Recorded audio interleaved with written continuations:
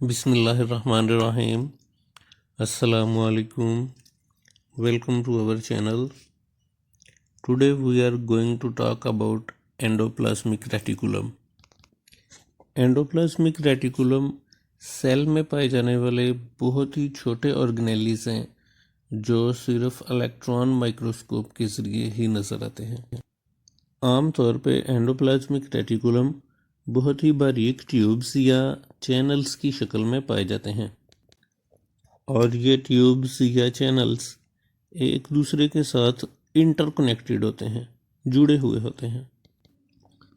So we can say that endoplasmic reticulum is a network of channels that extends from cell membrane to nuclear membrane. Endoplasmic reticulum cell membrane से लेके nuclear membrane तक फैले हुए होते हैं। Endoplasmic reticulum के मज़ीद छोटे कंपोनेंट्स सिस्टर्नी कहलाते हैं जो स्फेरिकल या ट्यूबुलर हो सकते हैं। सिस्टर्नी के अंदर एंडोप्लाज्मिक रेटिकुलम के मुख्तलिफ मटीरियल्स मौजूद होते हैं जो कि एंडोप्लाज्मिक रेटिकुलम की वर्किंग के लिए ज़रूरी हैं। The material present in these channels is separated from cytoplasmic material by spherical or tubular membranes called cisternae. There are two types of endoplasmic reticulum named as rough endoplasmic reticulum RER and smooth endoplasmic reticulum SER.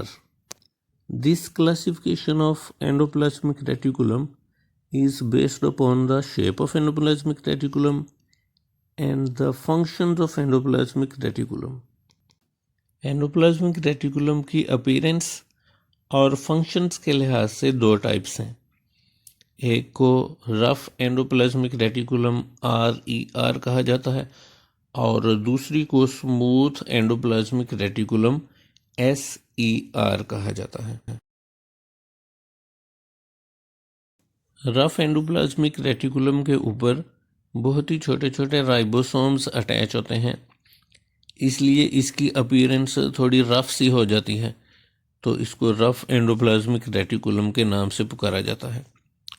Smooth endoplasmic reticulum की ऐसी type है जिसके ऊपर ribosomes attach नहीं होते और ये appearance में स्मूथ होती है, तो इसलिए इसको स्मूथ एंडोप्लाज्मिक रेटिकुलम का नाम दिया जाता है। Rough endoplasmic reticulum is so named because of its rough appearance due to numerous ribosomes that are attached to it. Due to the presence of ribosomes, rough endoplasmic reticulum functions in protein synthesis. Smooth endoplasmic reticulum has no ribosomes attached to its surface, and it is involved in lipid metabolism, transport of materials from one part of the cell to another, and it detoxifies harmful chemicals that enter the cell. Okay, we are going to talk about the functions of endoplasmic reticulum. Endoplasmic reticulum की nature flexible होती है और ये पूरे cytoplasm में extend की हुई होती है। इस वजह से ये सेल को मैकेनिकल सपोर्ट प्रोवाइड करती है।